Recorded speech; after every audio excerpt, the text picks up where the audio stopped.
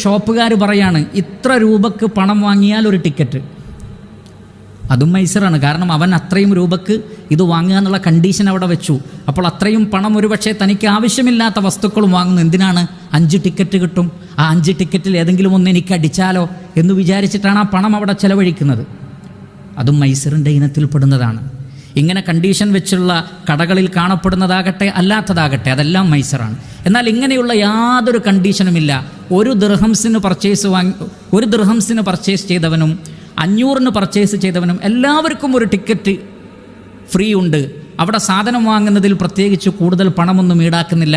ഇതിന് യാതൊരു പണവുമില്ലാതെ ചില സ്ഥാപനങ്ങൾ നടത്തുന്ന നറുക്കെടുപ്പുകൾ, സമ്മാന നറുക്കെടുപ്പുകൾ, അത് കുഴപ്പമില്ല എന്ന് പണ്ഡിതന്മാർ പറഞ്ഞിട്ടുണ്ട്. അല്ലാഹു തബാറക വ തആല അവനാണ് കൂടുതൽ അറിയുന്നവൻ.